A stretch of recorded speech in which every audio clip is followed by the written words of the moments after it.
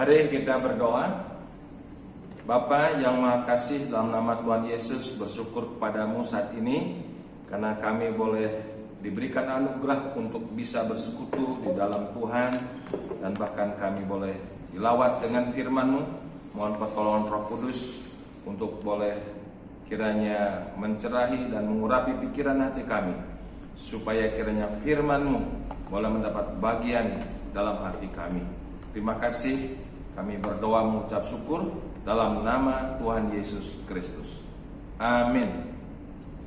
Ya, shalom Bapak Ibu Saudara sekalian dikasihi oleh Tuhan Yesus Kristus. Mari bersama di dalam sukacita kita untuk belajar firman Tuhan yang akan kita baca dari kitab Lukas pasal 16 ayat 10 sampai dengan 13.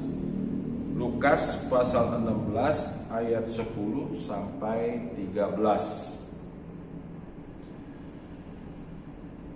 Barang siapa setia dalam perkara-perkara kecil, ia setia juga dalam perkara-perkara besar. Dan barang siapa tidak benar dalam perkara-perkara kecil, ia tidak benar juga dalam perkara-perkara besar. Jadi jikalau kamu tidak setia dalam hal mamon yang tidak jujur, siapakah yang akan mempercayakan kepadamu harta yang sesungguhnya? Dan jikalau kamu tidak setia dalam harta orang lain, siapakah yang akan menyerahkan hartamu sendiri kepadamu? Seorang hamba tidak dapat mengabdi kepada dua tuan, karena jika demikian ia akan membenci yang seorang dan mengasihi yang lain, atau ia akan setia kepada yang seorang dan tidak mengindahkan yang lain. Kamu tidak dapat mengabdi kepada Allah dan kepada Mamon. Terpujilah Tuhan atas firman-Nya. Berbahagialah kita yang mengasihi, memelihara, serta melakukannya dalam hidup kita hari demi hari. Hari ini kita akan merenungkan satu tema, yaitu mengenai setia dalam perkara kecil. Saudara, ini pengajaran langsung dari Tuhan Yesus sendiri.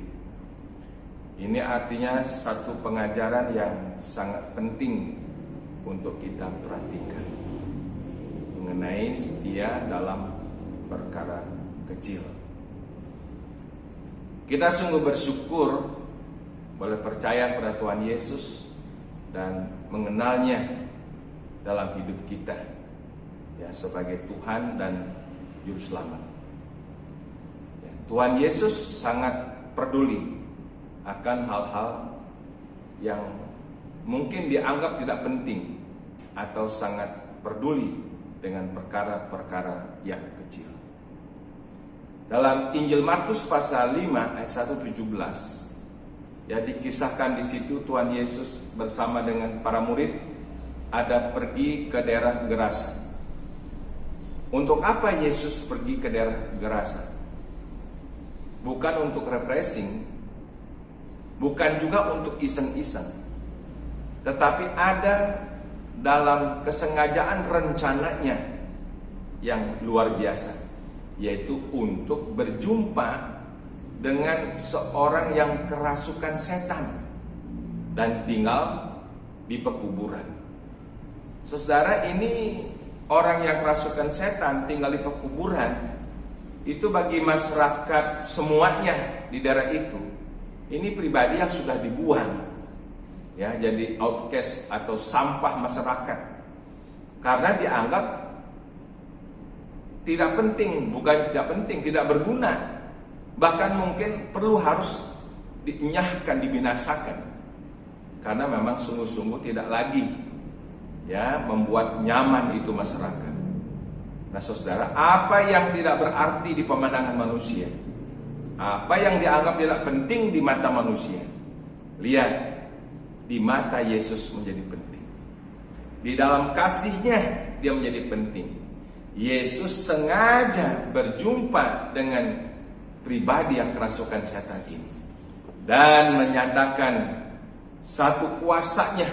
Oleh karena kasih-Nya, Tuhan Yesus menjamah dan menyembuhkan orang yang kerasukan setan ini, sehingga pribadi yang sangat tidak berguna ini boleh menjadi sangat berguna bagi Tuhan Yesus, yaitu menjadi utusan membawa misi Injil di daerah Gerasa. Lihat di sini saudara, Yesus tidak hanya memperhatikan hal-hal yang mungkin dianggap hebat oleh manusia, tetapi sesuatu yang tidak dianggap, Yesus peduli.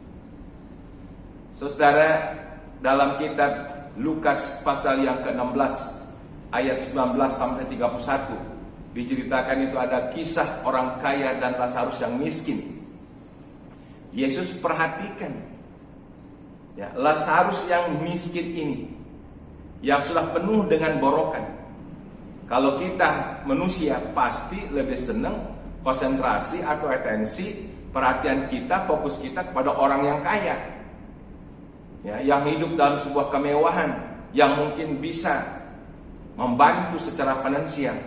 Tetapi Yesus tertuju perhatiannya kepada Lazarus yang miskin ini ya, dan memberikan satu pengajaran yang luar biasa lewat Lazarus ini. Dia boleh mendapat perkenanan di hadapan Tuhan, dan bahkan dikatakan Lazarus ini mendapat bagian bersama dengan Abraham. Beda antara pandangan manusia dengan pandangan Tuhan. Saudara, ya, Yesus juga perhatikan pada waktu dia akan memberi makan 5.000 orang. Murid-murid mengatakan, bagaimana mungkin? Dari mana kita dapat makanan? Stok dari mana? Tapi pada kami ada 5 roti dan 2 ikan. Dan Yesus mengatakan, mari bawa kepadaku. Yesus tidak mengatakan, apa artinya itu 5 roti 2 ikan? Tetapi saudara, walaupun 5 roti 2 ikan, Yesus pedulikan perkara kecil, tetapi di dalam Yesus Kristus menjadi perkara yang tak terbatas, menjadi hal yang sangat luar biasa, dahsyat, memberkati. Dan sesudah semuanya kenyang, dikumpulkanlah sisanya, dan ada 12 bakul. Yesus perhatikan juga yang recehan, yang sisa. Yesus peduli dengan perkara-perkara yang kecil.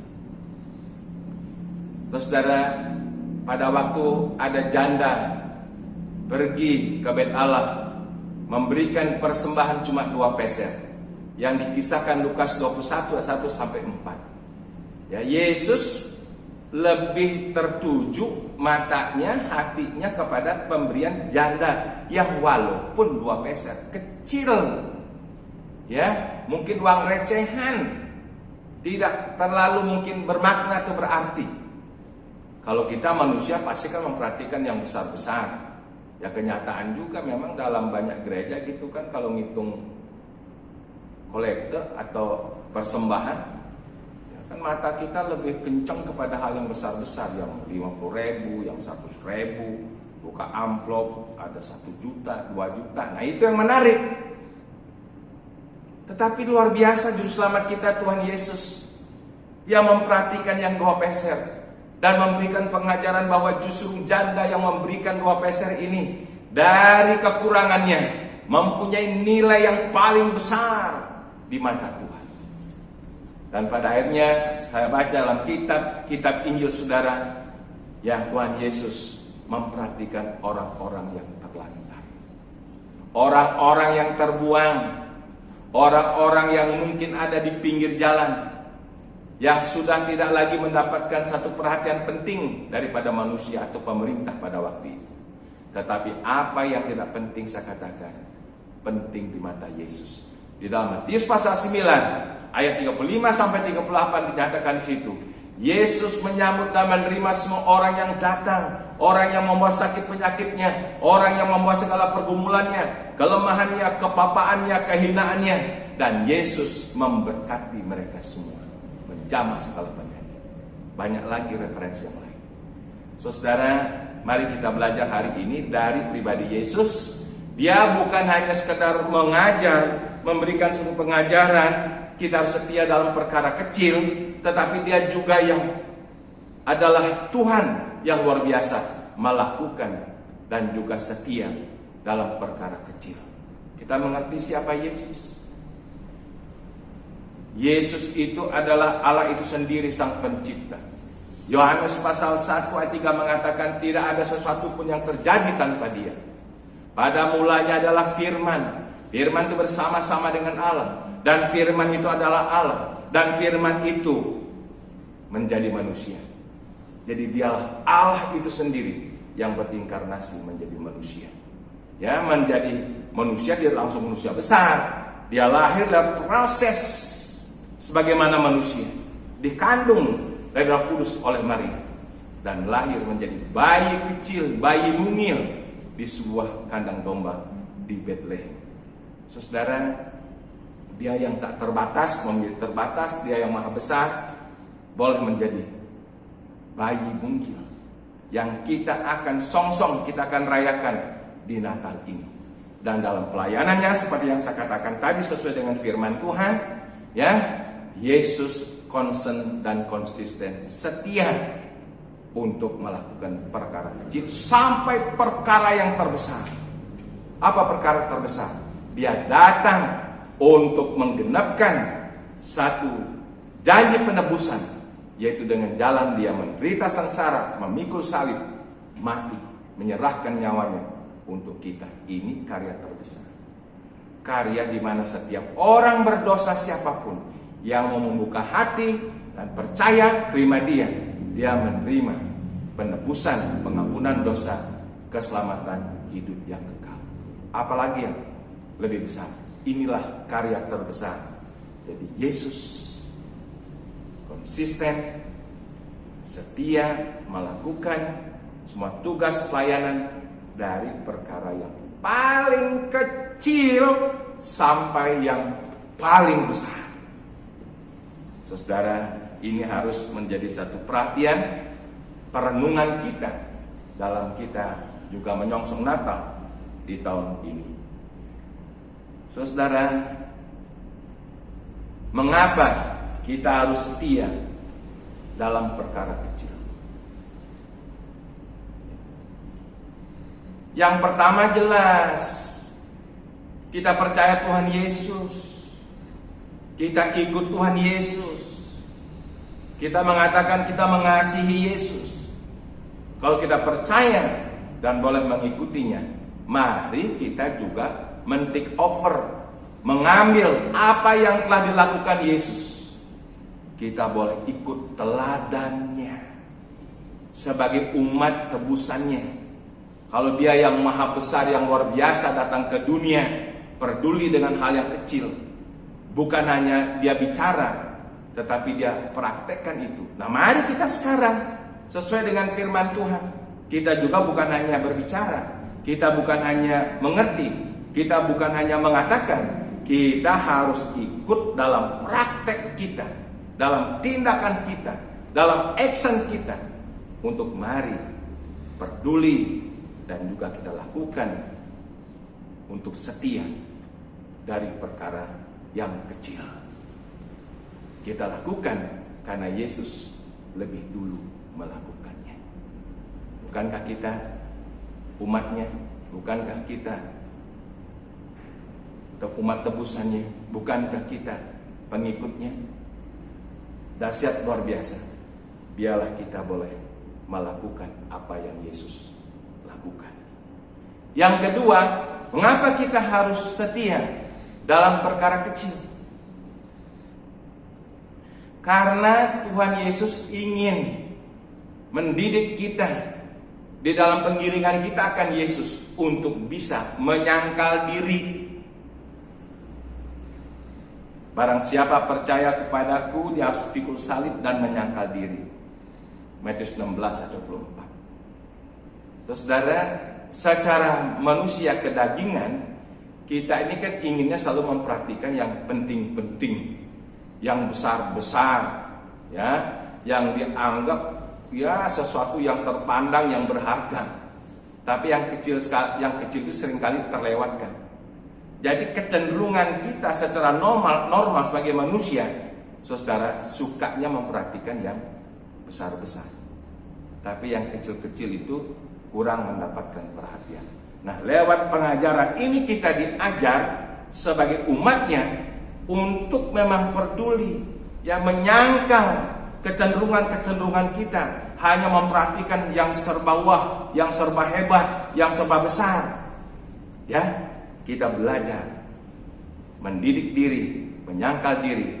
Sekarang mulai perhatikan yang kecil-kecil. Ya, di dalam gereja juga seringkali, ya kan, gereja seringkali concernnya pelayanan kepada orang-orang dewasa, ya, yang sudah punya penghasilan. Kalau untuk pelayanan remaja, ya masih lumayan. Tapi untuk sekolah minggu, seringkali gereja kurang konsentrasi, ya, karena dia anggap ya belum punya penghasilan lah. Itu sudah banyak terjadi di gereja. Makanya saya ajak pada hari ini kita belajar menyangkal diri, perhatian kasih kita karena Yesus Kristus bukan hanya kepada orang-orang dewasa, bukan hanya khusus orang-orang yang mungkin penghasilannya besar, yang persembahannya besar. Ya, tapi kalau jemaat yang memang ya mungkin tak berarti, persembahannya kecil, ada pelayanan yang kita bagi-bagi, wah ini pelayanan yang mungkin barangkali membawa kita mempunyai nama dan lain sebagainya. Hari ini kita belajar menyangkal diri dalam kita mengikut Yesus, untuk concern dalam segala pekerjaan Tuhan, mulai memperhatikan yang sekecil apapun harus mendapat perhatian. Dan dari situlah Tuhan mendidik kita, bukan dari perkara yang besar, tapi dari perkara yang kecil. Saudara, itu luar biasa. Saya mengenal seorang, dulunya dia pengusaha besar, dekade tahun 70-an. Dia bisnisnya sudah keluar kota, berbagai kota. Tapi satu kali kelak dia ada trouble, akhirnya bangkrut habis-habisan, sampai rumah tempat tinggalnya pun terjual, dan terus keluarganya ngontrak. Jadi kesaksian ini sangat tragis. Saudara, pada waktu dia masih pengusaha besar, usahanya lancar, ya pokoknya serba sesuatu itu serba mudah, ya, untuk dia dapat. Dari segi makan, minum, pakai, dan juga untuk segala sesuatu yang memang dia butuhkan. Ini dia cerita langsung. Jadi pada waktu dia sudah bangkrut, dia menjadi orang susah, rumah pun ngontrak, makan minum pun susah, dan sampai dia untuk lauk pauknya katanya harus mengambil ke sungai. Nah, dari situlah dia juga mendapat hikmat dari Tuhan. Waktu dia ke sungai bawa alat untuk mengambil ikan, ya dia rindunya dapat ikan yang besar-besar. Ikan besar-besar nggak ada, yang adanya cuma kecil-kecil. Dia mengatakan begini, Pak Wayan, saya sungguh bersyukur Tuhan berikan hikmat. Sekarang ini, ya, dulu saya itu hidupnya harus serba yang baik, serba yang enak. Lewat ini sekarang saya belajar, kalau tidak ada ikan yang besar, ya ikan kecil. Dan dia lakukan hal itu, saudara, dengan kerendahan hatinya. Dia bisa menyangkal dirinya. Dulu ingin serba di atas, sekarang dia harus mulai dari bawah. Dulu maunya serba besar, sekarang dia mulai juga dengan yang kecil. Belajar menyangkal diri. Tidak ada yang besar, yang kecil, yang penting bawa lauk ke rumah. Dan masih ada untuk teman nasinya. Ini kesaksian yang luar biasa yang memberkati saya juga. Saya langsung ketemu dengan beliau. Ada banyak hikmat justru dia dapat sesudah dia bangkrut dari usahanya. Orang yang kaya jadi orang yang miskin. Dulu dia anggap orang yang besar, sekarang jadi orang kecil. Tetapi dia tetap bersyukur. Saudara, ini pelajaran penting, ya. Kenapa kita harus dalam perkara kecil? Karena Tuhan, saya percaya Dia mau mendidik kita, mau memproses kita, supaya kita belajar menyangkal diri. Jangan cuma peduli yang besar-besar, yang sesuai dengan keinginan daging kita, tetapi kita harus peduli juga dengan yang kecil, ya. Dan yang kecil itu harus mendapat perhatian penting, karena dia penting di mata Tuhan. Saudara, kenapa kita masih setia dalam perkara kecil? Karena memang Tuhan menyatakan kasih-Nya dari titik yang terbawah, bukan dari titik yang teratas. Dari titik yang terlemah, bukan dari titik yang terkuat. Saudara, dia datang ke dunia karena kasihnya untuk menjangkau semua manusia dari titik apanya? Keberdosaannya. Siapa yang peduli dengan urusan masalah manusia yang jahat, manusia yang berdosa?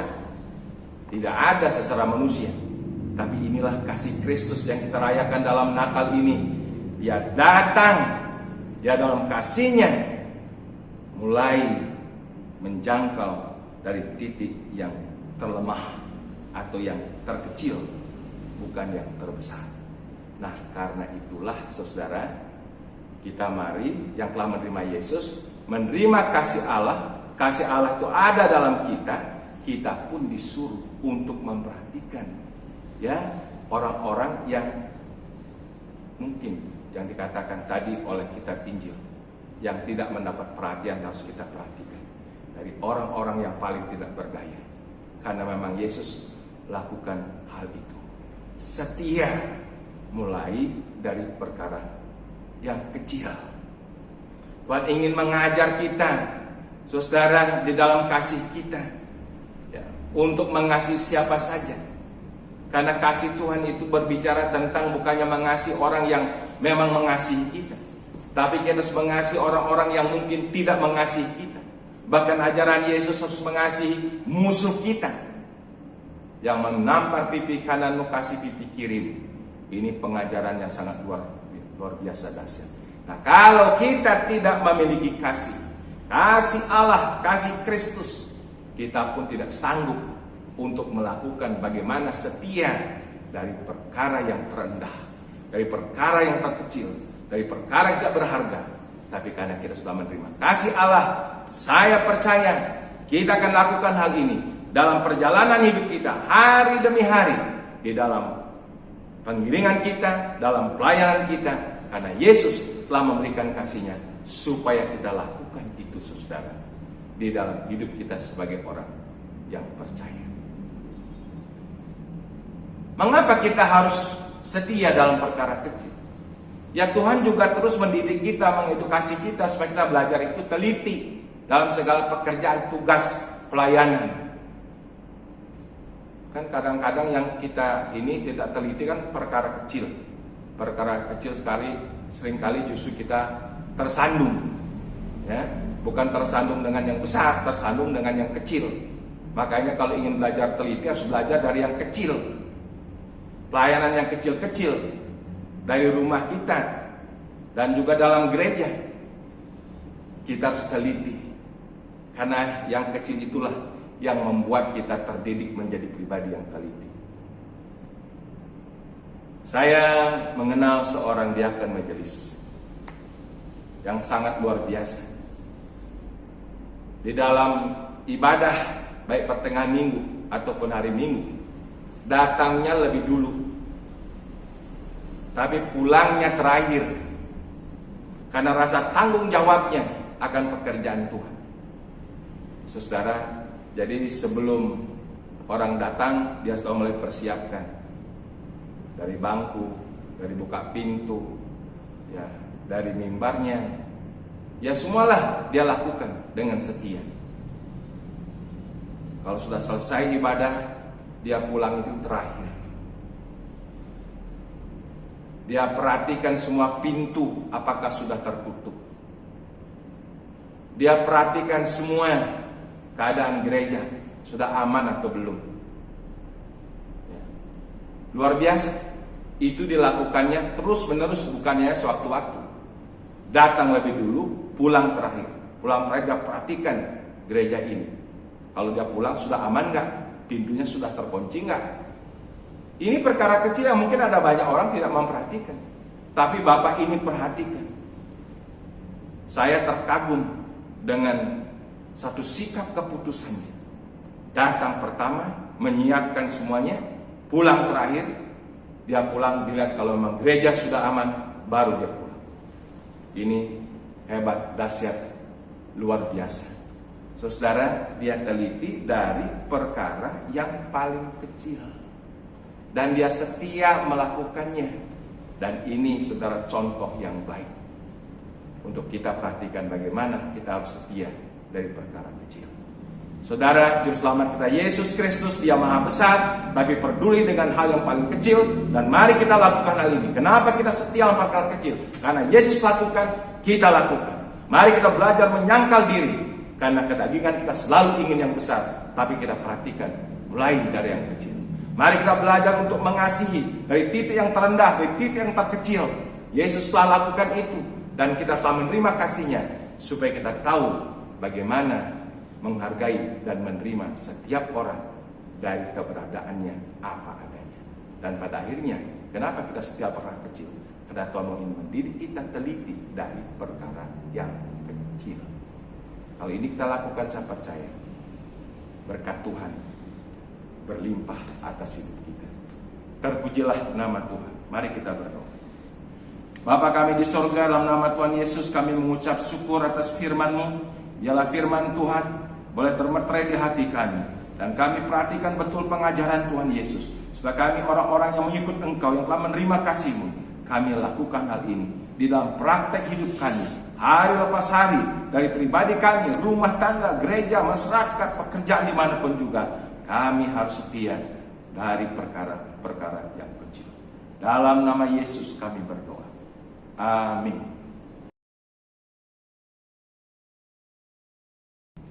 Mari kita berdoa. Bapa di sorga, dalam nama Tuhan Yesus kami mengucap syukur kami telah diberkati lewat ibadah yang kami ikuti pada hari ini. Biarlah kiranya semua suara Tuhan boleh tersimpan di hati kami. Terima kasih Tuhan, kami berdoa untuk jemaat-Mu Kelapa Gading yang sedang juga mempersiapkan Natal di tahun ini. Tuhan tolong untuk seluruhnya, khususnya penitia yang bekerja, agar dengan maksimal mempersiapkan dengan baik, memberikan persembahan yang terbaik kepada Tuhan. Terima kasih Tuhan, hari ini kami juga telah memberi persembahan kepada Engkau. Biarlah segala persembahan yang kami bawa kepada Tuhan, Engkau berkenan memberkatinya. Dan biarlah kami semua terdorong untuk membawa persembahan Natal di tahun ini, membawanya dengan persembahan yang terbaik dan maksimal. Terima kasih, kami angkat dalam doa untuk Gereja Musang Kristus, gereja lokal dimanapun juga, dan juga bersama-sama menyongsong Natal. Tuhan berkati, supaya dimanapun gerejamu ada, di kota besar, kota kecil, sampai di pegunungan, pelosok pedalaman, Engkau memberkati, supaya kami Gereja Musang Kristus tetap terus bersemangat maju di dalam kami melayani Tuhan. Terima kasih, kami juga berdoa untuk pemerintahan kami, Indonesia, negara kami, Tuhan memberkati. Kami bersyukur karena Tuhan telah menolong kami, bangsa Indonesia, melewati masa-masa krisis. Dan biarlah untuk selanjutnya Indonesia akan tetap bisa melakukan tugas-tugas dan tanggung jawabnya, melaksanakan seluruh program-program yang ada, dan itu semuanya boleh membawa dampak yang positif bagi Indonesia di masa depan. Kami berdoa untuk pemerintahan pusat, pemerintahan daerah, agar selalu terjalin kerjasama yang baik, sehingga semuanya membawa sebuah atmosfer yang indah, yang membawa aman untuk Indonesia ini. Kami berdoa untuk Presiden kami Pak Jokowi, Tuhan selalu melindungi, menyertai daripada segala niat-niat jahat orang. Tuhan berkati beliau, diberikan hikmat, kecerdasan untuk bagaimana terus mengembangkan satu program-program membawa kemajuan untuk Indonesia di masa depan. Terima kasih Tuhan, inilah doa sempat dan doa persembahan yang boleh kami bawa dalam nama Yesus yang mengajar doa demikian. Bapa kami di surga, dikuduskanlah nama-Mu, datanglah kerajaan-Mu, jadilah kehendak-Mu di bumi seperti di surga. Berilah pada hari ini makan kami secukupnya, dan ampunilah kesalahan kami seperti kami sudah mengampuni orang lain yang bersalah pada kami. Janganlah membawa kami ke dalam pencobaan, tetapi lepaskanlah kami segala yang jahat, karena Engkau-lah mempunyai kerajaan dan kuasa dan kemuliaan sampai selama-lamanya. Terimalah berkat daripada Tuhan. Kiranya damai sejahtera dari Allah Bapa yang limpah sempurna, kasih karunia penebusan dalam Kristus Yesus Anak yang tunggal, serta janji penyertaan oleh Roh Kudus menyertai saudara sekalian sekarang ini sampai selama-lamanya. Amin.